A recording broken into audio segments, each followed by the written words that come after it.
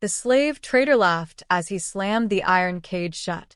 Inside, 7 wolf pups pressed against one another, their ribs showing through rain-soaked fur, their tiny paws wrapped in chains as if they were monsters instead of children. No one in the market looked twice, except one forgotten Omega. She owned nothing. Not even her own freedom. Yet while every buyer argued over prices, she slipped beneath the trader's wagon and reached for the lock that could cost her life. One click, then another.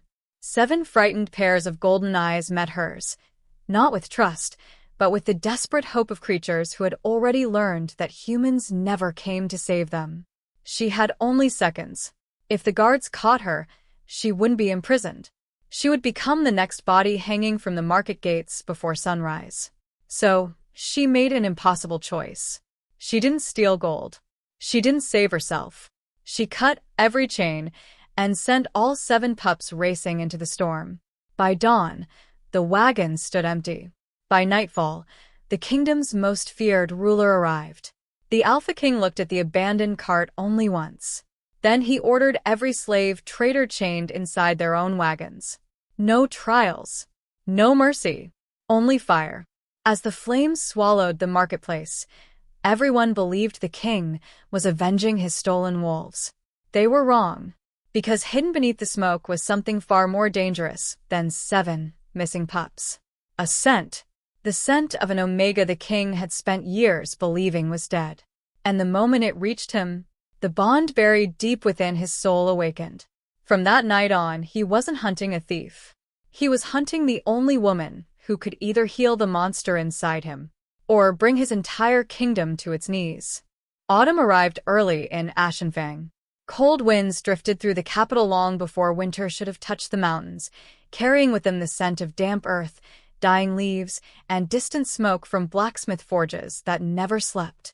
Above the sprawling marketplace, thick clouds swallowed the moon until only pale fragments of silver slipped between them, casting restless shadows across rows of abandoned merchant stalls. By midnight, the city belonged to different people. Not nobles, not merchants, not soldiers. It belonged to thieves, smugglers, desperate mothers searching for scraps of bread, and slave traders who preferred darkness over daylight. Near the eastern gate, hidden behind stacked barrels soaked with rainwater, Lyra Ashwood pulled the hood of her faded gray cloak lower across her face. The coarse wool was patched in dozens of places, barely keeping the cold from reaching her skin. Her fingers, rough from years of labor, tightened around a small basket filled with herbs she had failed to sell before sunset. She should have been walking home. Instead, something had stopped her. A sound. So soft that anyone else would have mistaken it for the wind. A tiny whimper. Then another. Lyra slowly turned toward a weathered wooden cart standing alone near the edge of the market square. Thick iron bars covered its sides. Heavy chains wrapped around its wheels. 2 drunken guards sat beside a dying fire, laughing as they divided silver coins across an overturned crate. One of them kicked the cart with his boot. A weak cry answered from inside. Lyra's heartbeat faltered. She knew that sound. Not human. Not dog. Wolf. She waited until another burst of laughter rose from the guards before silently slipping between abandoned wagons, her footsteps disappearing beneath the steady rhythm of falling rain. The closer she came, the stronger the smell became. Blood. Wet fur. Fear. It struck memories she had spent years trying to bury. She remembered hiding beneath the floorboards of her childhood home while raiders dragged frightened villagers into cages. She remembered her mother's trembling hands covering her mouth to stop even the smallest cry. "Stay silent," her mother had whispered. "Kind people die first." The memories still lived beneath her skin. Perhaps that was why she couldn't walk away. She reached the cart. The wooden boards were stained dark where rain mixed with dried blood. Slowly, almost afraid of what she might find, Lyra looked through the narrow gap between the iron bars. Her breath caught. 7 wolf pups. No older than a few months. Their once beautiful coats were matted with mud and blood. Heavy iron collars dug into their necks while thick chains linked them together so tightly they could barely move. Fresh whip marks crossed their tiny backs. One pup was trying to lick another's wounds despite shaking from exhaustion. Another lay completely still, too weak even to cry. The smallest among them stared directly at Lyra. Its pale silver eyes held something impossible, not fear. Hope. As though it had already decided she was the answer before she had spoken a single word. A tear escaped before Lyra realized she was crying. "No," she whispered. "No creature deserves this." Behind her, one guard laughed loudly. "They'll fetch twice the price across the southern border. The nobles love raising royal wolves." The other spat into the fire. "If they survive the trip." Their laughter echoed across the empty square. Lyra closed her eyes. She knew exactly what would happen if she interfered. Execution. Slave traders were protected by wealthy buyers. A servant girl had no voice against them. She should leave. She tried. Her feet refused to move. The smallest pup pressed its nose against the iron bars, letting out a weak cry barely louder than breathing. It sounded like a child asking not to be abandoned. Lyra's hands trembled, then slowly reached beneath her cloak. Hidden inside an old leather pouch rested the only valuable thing she owned. A rusted lockpick her father had forged years before his death. He had once smiled while placing it into her hand. "Locks are made by people," he had said. "That means people can always break them." She had never used it for stealing. Tonight, she prayed it could be used for saving. The rain grew heavier, masking every tiny sound. She knelt beside the cart. Her fingers slipped the lockpick into the first iron clasp. Click. She froze. Neither guard noticed. Another careful twist. The heavy lock released. One chain fell silently into the mud. She moved to the next. And the next. Each lock surrendered one by one until the weight holding the pups together disappeared. For a moment, none of them moved. They simply stared at her, as if freedom itself had become unfamiliar. Lyra gently pushed open the small rear gate. "It's all right," she whispered, her voice breaking. "Go." The first pup stumbled forward. Then another. Then all 7 slipped into the darkness, disappearing beneath sheets of rain toward the ancient forest surrounding Fang. Only the smallest remained. It limped back toward Lyra. She smiled through tears. "You should run." Instead, the silver pup gently pressed its tiny nose against the palm of her hand. Warmth spread beneath her skin. Not ordinary warmth. Something ancient. A faint silver glow pulsed beneath her wrist before vanishing as quickly as it appeared. The pup looked into her eyes one final time, then vanished into the forest. Lyra quickly relatched the empty cart and disappeared into the maze of alleyways just as one of the guards returned from relieving himself. Seconds later, a scream shattered the silence. "The wolves. They're gone." Torches ignited across the marketplace. Bells rang from the eastern watchtower. Soldiers flooded the streets. But Lyra was already gone. Far beyond the city walls, 7 tiny wolves raced beneath moonlit trees toward a destiny none of them yet understood. Hours later, just before dawn, a column of armored riders emerged from the northern road. Black banners snapped violently in the wind. Massive dire wolves padded silently beside war horses. Every soldier lowered his head. The Alpha King had arrived. Kael Draven dismounted, without speaking. The silence surrounding him was heavier than thunder. He walked toward the abandoned slave cart. His piercing silver eyes scanned every broken chain, every drop of blood, every footprint swallowed by rain. Then He knelt. His gloved fingers lifted one broken iron collar. He closed his eyes. Beneath the smell of smoke, blood, and rust, there lingered another scent. soft. Gentle, and omega. For the first time in years, the corners of the Alpha King's mouth curved into the faintest smile. "They're alive." His voice was barely louder than the wind. Then his expression became ice. "Chain every slave trader to their own wagons." The guards froze. "My king." Kael looked at them once. No one questioned him again. Minutes later, terrified screams echoed across the valley as flames consumed every cart. Fire climbed into the dark sky while the Alpha King watched without blinking. When the last scream faded, He looked toward the endless forest. Find her. His legendary dire wolves lifted their heads in perfect unison. The Omega who chose mercy over fear. A cold wind swept through the ashes. Must reach me before my enemies do. Morning arrived beneath a sky of iron-gray clouds, yet the capital of Fang did not awaken with its usual rhythm. It awakened with fear. The smell of burned timber still drifted through the eastern district, where the slave traders' caravan had become nothing more than blackened skeletons of wagons. Merchants spoke in hushed voices. Mothers hurried their children indoors. Even hardened soldiers refused to meet one another's eyes.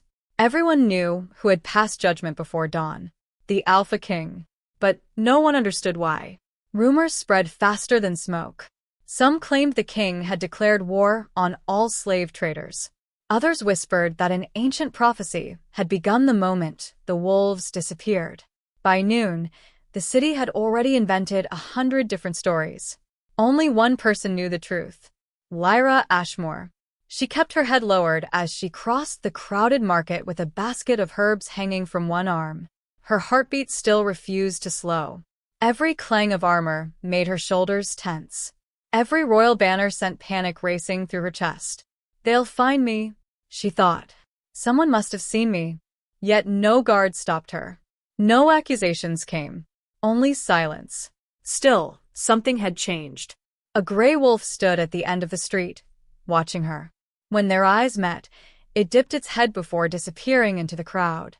Lyra frowned. Hours later, another wolf appeared outside the healer's cottage, where she delivered medicine. This one limped badly, its front legs streaked with dried blood. Before she could step closer, the animal calmly turned and vanished into the trees. By sunset, birds followed her from rooftop to rooftop, their songs strangely gentle whenever she passed. It felt as though the forest itself had begun recognizing her. Far above the city, inside the towering black walls of the royal palace, Kael Draven stood before the enormous map of Fang. His generals waited in silence. No one dared interrupt the king while he stared at the broken iron collar resting upon the council table. I want every northern forest searched, Kael said quietly. Alive? One commander asked carefully. The Omega? Kael's silver eyes lifted. If anyone harms her. The unfinished sentence chilled the room more effectively than any threat. Every commander bowed immediately. As you command, Your Majesty. When the council ended, Kael remained alone. His gaze drifted once more toward the collar. He should have forgotten the scent. Instead, it haunted him, not because it belonged to an Omega, but because it carried something he had not felt in years. Peace. For one impossible moment beside that broken chain, the endless howling inside his mind had fallen silent. He needed to understand why.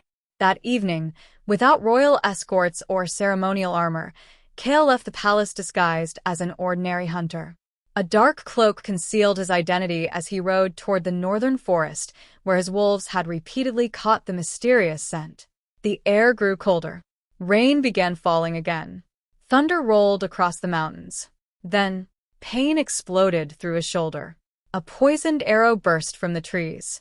Kael reacted instantly, shifting into his massive black wolf form before a second arrow could strike. He tore through the forest, but the poison spread quickly, blurring his vision. The storm swallowed everything. At last, exhausted, he collapsed near the edge of an abandoned cabin hidden among towering pines. Moments later, the cabin door creaked open. Lyra stepped outside carrying a lantern. She froze. Before her lay the largest wolf she had ever seen, black as midnight, scarred from countless battles. His breathing was shallow. Blood soaked the rain beneath him. Every instinct screamed at her to run. Predators this large did not spare humans. Yet when the wolf painfully lifted his head, his silver eyes held neither hunger nor rage. Only exhaustion. Only loneliness. Very slowly, Lyra knelt beside him. You've suffered enough, she whispered. The wolf did not move. Carefully, she snapped the poisoned arrow and cleaned the wound with warm water and crushed healing herbs. The animal flinched, but never growled. When she finished wrapping fresh bandages around his shoulder, something remarkable happened.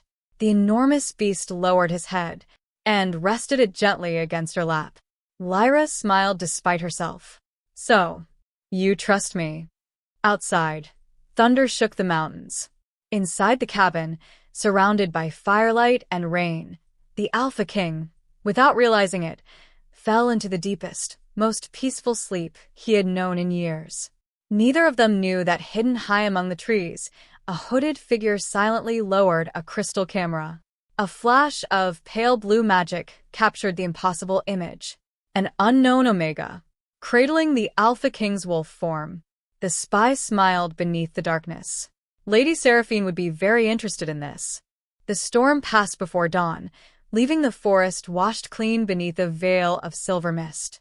Rain clung to every pine needle, and the first rays of sunlight filtered through the branches like fragile strands of gold. Inside the abandoned cabin, the fire had nearly died. Lyra stirred first. For a brief moment, she forgot about the wounded wolf she had rescued the night before. Then a faint rustle behind her made her turn. The wolf was gone. In his place stood a tall man beside the hearth. His broad shoulders were wrapped in a dark cloak that could not completely hide the fresh bandage around a shoulder. Rain-dark hair fell across a face carved with sharp angles and old sorrow. His silver eyes, cold enough to command armies, were fixed on her with unreadable intensity. Lyra's breath caught. She reached instinctively for the small knife tucked beneath her belt. "You." The stranger raised one hand, not in surrender, but in reassurance. "You treated my wound." His voice was deep and controlled, carrying the weight of someone accustomed to obedience. "You should have let me die," Lyra answered cautiously. A faint smile, almost invisible, touched the corner of his lips. "And yet you didn't." Silence settled between them. The crackling fire filled the space where words refused to come. Kael studied her carefully. She wore patched clothes and worn boots, yet there was a quiet grace in the way she moved. No fear clouded her eyes now, only caution. Most people trembled beneath his gaze. She did not. He found himself asking the question that had haunted him since the burned caravan. Why would you risk your life for a wolf? Lyra looked toward the window where sunlight touched the forest floor. Because pain looks the same in every creature. The answer struck him harder than any blade. For years, nobles had spoken of honor. Generals had spoken of victory. Priests had spoken of destiny. No one had spoken of pain. Not like that. He lowered his eyes for the briefest moment. "You speak as though you've known suffering." She gave a quiet laugh without joy. "I survived it." Neither asked another question.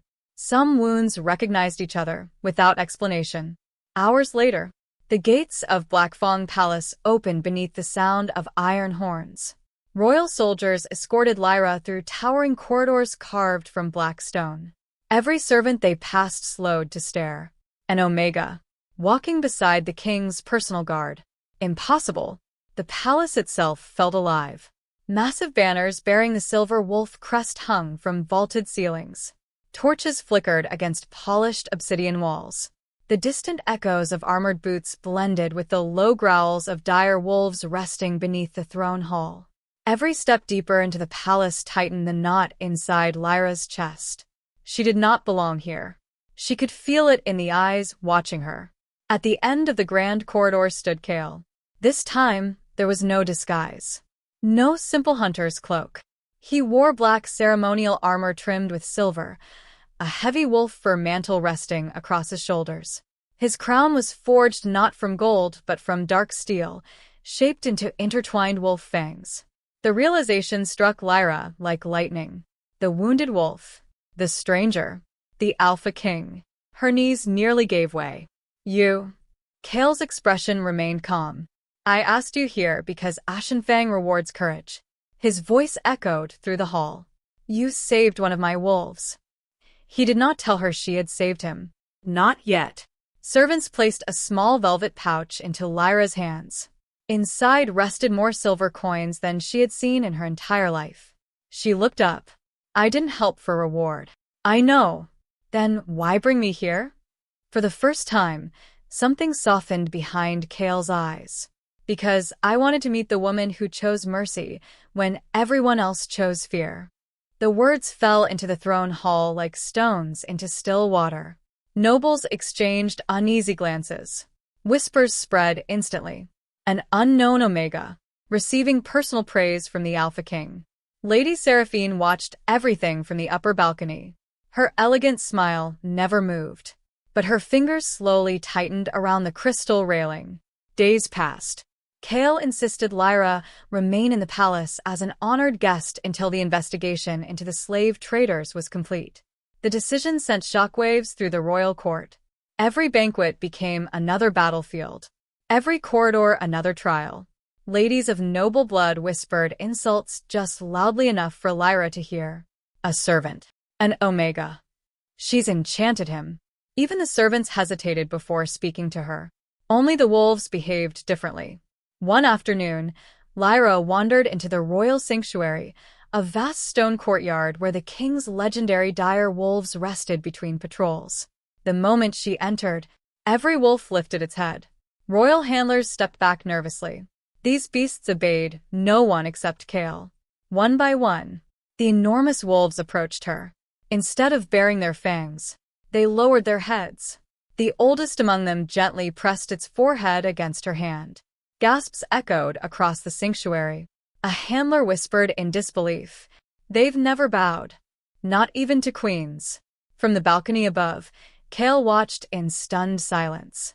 His instincts had whispered that Lyra was different. Now, the wolves themselves confirmed it. Behind another stone archway, unseen by either of them, Seraphine quietly turned away. Her beautiful face remained composed. Only her eyes betrayed the fury burning beneath. If kindness won't remove you, she murmured softly, then lies will. That same night, hidden inside Lyra's chambers, someone slipped a sealed letter beneath her pillow. A letter bearing the royal seal. A letter that appeared to prove she had secretly betrayed the Alpha Kingdom. Outside her door, royal guards were already climbing the stairs. Winter loosened its grip on Fang, but spring never truly arrived. The kingdom looked alive from a distance. Up close, it was dying. The once vibrant forests surrounding the capital had become unnaturally silent.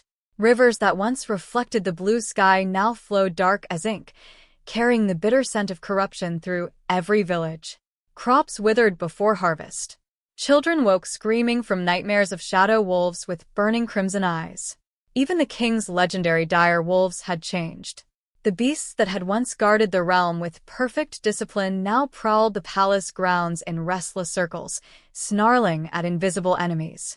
Some attacked their own handlers without warning. Others refused food entirely, staring endlessly toward the northern mountains as if waiting for someone who never came. Every disaster reminded Kael of one person. Lyra. The Alpha King stood alone on the highest balcony of Fang Palace, his black cloak whipping violently in the freezing wind. Below him, the capital struggled to survive. Inside him, the war was even worse. Since Lyra's exile, sleep had become a stranger. Every night ended the same way. A lonely cabin, a dying fire, a gentle pair of hands wrapping a bandage around his wounded shoulder. Then, the dream shattered. He would wake reaching for someone who was no longer there. Captain Aldrin approached quietly. The western villages request more soldiers, Your Majesty. Kael never turned. They don't need soldiers. They need hope. His voice carried none of the strength that had once terrified kings. Only regret. Meanwhile, Lady Seraphine ruled the royal court as though she already wore the crown. She stood before frightened nobles with effortless grace, her silver gown flowing behind her like liquid moonlight. The kingdom suffers because the cursed Omega awakened forbidden magic, she declared. Her exile came too late. Many believed her. Fear made lies easier to swallow than truth. Each new disaster strengthened her influence. Each passing day isolated Kael further from the people he had sworn to protect. Exactly as she had planned. Far beyond the northern mountains, another story was unfolding. Snow no longer covered Lyra's shoulders. She wore a flowing cloak woven from silver wolf gifted by the ancient moon wolves. The frightened servant girl who had once hidden beneath market wagons was gone. In her place walked a woman whose quiet confidence seemed to calm the very air around her. The glowing mark upon her wrist had become brighter, stronger. She no longer feared it. She understood it. Every morning, the ancient wolves taught her forgotten traditions buried for centuries. She learned to hear the heartbeat of forests. She learned to sense corruption flowing beneath rivers. She learned that true power was never domination. It was protection. One evening, she placed both hands into a poisoned stream. Silver light spread beneath the frozen surface. The black water slowly turned crystal clear. Flowers pushed through snow. Birdsong returned. The forest itself breathed again. The oldest moon wolf watched silently before lowering his head. "You no longer heal because you are kind," the ancient spirit said. "You heal because you finally believe your own heart deserves to exist." Lyra closed her eyes. For the first time since childhood, she believed those words. Days later, the impossible happened. The northern gates of Fang opened at sunrise. Every guard froze. Beyond the walls, hundreds of silver wolves emerged from the morning mist. Not charging, walking. Calm, disciplined. Their glowing eyes reflected the rising sun. At their center walked Lyra. Her silver cloak flowed behind her. Moonlight-colored embroidery shimmered across her dress despite the daylight. Her posture was graceful, fearless. No longer hiding. No longer apologizing for existing. Citizens slowly stepped aside. One by one, they lowered their heads. Not because they had been ordered to, because something inside them recognized what their minds could not yet explain. The kingdom had just witnessed the return of its forgotten queen. High above the city, Kael felt it before he saw her. The restless dire wolves surrounding the palace suddenly became still. Then every single one lifted its head toward the northern gate. Without command, without hesitation, they began running. Kael followed. When he reached the palace courtyard, time itself seemed to stop. Lyra stood beyond the gates, surrounded by wolves that should have feared no one. Instead, they stood peacefully beside her. She lifted her eyes. Their gazes met across the crowded courtyard. Neither moved. Months of heartbreak, loneliness, regret, collapsed into one silent moment. Kael stepped forward. "I thought," his voice faltered, "I thought I'd lost you forever." Lyra smiled sadly. "You didn't lose me. You let me go." The words struck harder than any sword. Before Kael could answer, a desperate scream echoed across the palace. A royal messenger stumbled into the courtyard, covered in blood. Shadow beasts. They've broken beneath the eastern tunnels. The ground shook violently. Stone cracked.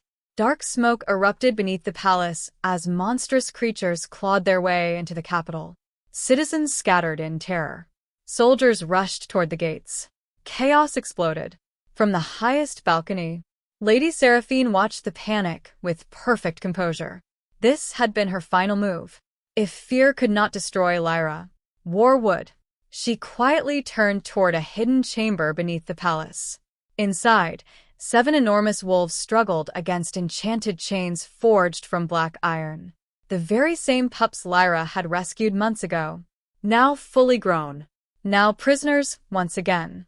Seraphine rested one hand upon the iron gate and smiled. If the Moon Queen wants her little family back. She looked toward the burning city below. She'll surrender the throne herself. Far below, Lyra suddenly stopped. Her glowing mark burned painfully beneath her wrist. She could hear them, the 7 wolves, crying out for her. She slowly turned toward the palace. Her expression no longer carried fear, only determination. The final battle had begun. The first tower collapsed before the royal bells finished ringing. Stone shattered against the streets below, sending clouds of ash rolling through the capital like a second nightfall. Citizens fled in every direction, clutching frightened children as flames devoured market stalls and rooftops alike. The air smelled of smoke, burning timber, and the bitter corruption that had poisoned Fang for months. Above the chaos, shadow beasts crawled across broken walls. Their bodies were stitched together from darkness itself, their crimson eyes glowing with endless hunger. Every wound they suffered closed almost instantly, as though hatred itself kept them alive. Royal soldiers charged without hesitation. Many never returned. Kael Draven drew the ancient sword Fang from its black scabbard. The blade sang through the air. His silver eyes had become those of a predator. "Protect the people," he roared. The command thundered across the city. The king's dire wolves answered first. Hundreds of massive wolves surged through the burning streets, tearing into the shadow beasts to create escape routes for terrified families. Kael fought at their front, every strike driven by years of grief, guilt, and the desperate need to save a kingdom he had nearly lost through his own blindness. Yet no matter how many monsters fell, more emerged from beneath the palace. The darkness was feeding on fear. Not far away, Lyra closed her eyes. She ignored the screams, ignored the fire, ignored the collapsing buildings. Deep beneath the chaos, she felt 7 familiar heartbeats. Weak. Afraid. Waiting. "They're alive," she whispered. The silver mark on her wrist blazed like moonlight. Without another word, she ran toward the ancient tunnels beneath Fang Palace. The moon wolves followed, not as an army, as family. The underground prison smelled of rust and old blood. Black iron chains hung from the ceiling, carved with forbidden runes that pulsed with dark crimson light. Behind enchanted gates, 7 great wolves struggled to remain standing. The pups she had once freed had grown into magnificent guardians. Yet their spirits were breaking beneath the curse. Lady Seraphine stood before them in a gown untouched by ash, her golden crown gleaming in the darkness. "You came." Her smile was elegant, victorious. "I knew compassion would always be your weakness." Lyra stepped forward. "They're innocent. So are queens who never reach their throne." Seraphine's voice remained calm. "You could have disappeared into the mountains forever. You returned. You chose him." "No," Lyra answered softly. "I chose my people." For the first time, Seraphine's smile cracked. Hatred flashed across her face. "You were never meant to exist." She raised a crystal forged from corrupted moonstone. Darkness exploded through the chamber. The enchanted chains tightened around the wolves, forcing anguished howls from every corner of the prison. Lyra dropped to one knee. The pain wasn't physical. The soul bond connecting her to the wolves was being torn apart. Far above, Kael stopped fighting. A sudden agony ripped through his chest. He knew that feeling. "Lyra." Without hesitation, he abandoned the battlefield and sprinted toward the underground tunnels. Every instinct screamed only one thing: find her. Inside the prison, Lyra struggled to breathe. The corrupted moonstone fed on despair. Every painful memory returned. Her destroyed village, her mother's final embrace, the exile, Kael's silence in the throne room. Each wound became another chain around her heart. Seraphine stepped closer. "Even now, you still believe kindness changes people?" Lyra slowly lifted her tear-filled eyes. "It changed me." The answer echoed through the chamber. Not loudly, but powerfully. She stood. Despite the chains. Despite the pain. Despite the darkness trying to consume her. She placed one trembling hand against the nearest imprisoned wolf. "I won't abandon you." Silver light burst from her palm. One chain shattered. Then another. The wolves lifted their heads. Their glowing eyes turned from crimson back to silver. The light spread from one wolf to the next like moonlight flowing across still water. 7 chains broke. 7 voices howled together. The sound shook the foundations of the palace. Across the kingdom, every wolf stopped fighting. Every dire wolf looked toward the moon hidden behind smoke. Then they answered. Thousands of howls rose together. Not in rage. In unity. The prison doors exploded inward. Kael entered like a storm. His armor was cracked. Blood covered his hands. When he saw Lyra standing surrounded by silver light, he stopped. For a heartbeat, he saw not the frightened servant girl he had exiled. He saw the woman destiny had chosen. Seraphine laughed bitterly. "You finally see her." Too late. Darkness surged toward Lyra. Kael stepped between them without hesitation. The attack struck him instead. He crashed to the stone floor. Blood spread beneath his armor. Kael. Lyra caught him before he collapsed completely. His breathing became shallow. I failed you, he whispered. I listened to fear instead of my heart. Tears fell onto his face. You don't have to carry that anymore. She placed both hands over his wounded chest. Silver light poured through the chamber. Not violent. Not blinding. Gentle. Warm. Like dawn after the longest winter. The darkness inside Kael dissolved. The corruption infecting the palace vanished. Outside, the fires slowly began to die. Seraphine watched everything she had built crumble before her eyes. No, this isn't possible. She reached for the corrupted moonstone one final time. But the crystal had already begun breaking apart. Power gained through hatred could not survive where forgiveness existed. The moonstone shattered. A wave of its own darkness swallowed Seraphine. Her scream echoed briefly, then disappeared forever. Silence followed. Not empty silence. Peace. Morning sunlight spilled through the broken ceiling of the throne hall. The smoke had cleared. Citizens slowly emerged from hiding. Soldiers lowered their weapons. The dire wolves lay quietly across the palace steps. Kael walked toward the throne. Then, to the astonishment of every noble present, he stopped, turned, and knelt before Lyra. The most feared Alpha King in history bowed his head before the woman he had once exiled. I cannot erase what I did. His voice carried through the silent hall. But if there is any future for this kingdom, it begins with you. Lyra gently took his hands, not to lift him immediately, but to remind him they stood together now. I don't want revenge. I don't want power. I want a kingdom where no child, and no wolf, ever wears chains again. Kael smiled.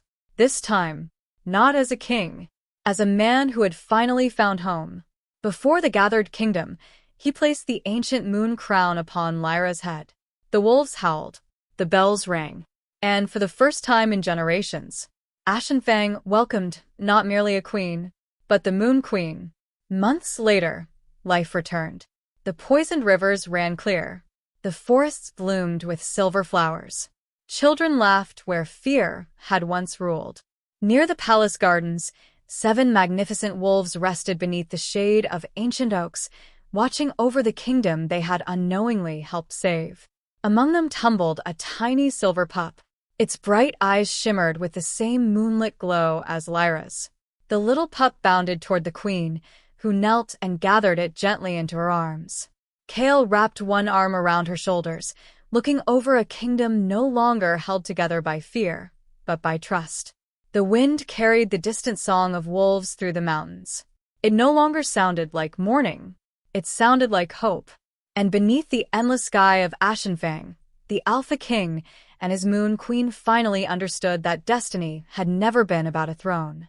It had begun the moment a forgotten Omega chose to break 7 chains beneath the moon. The end.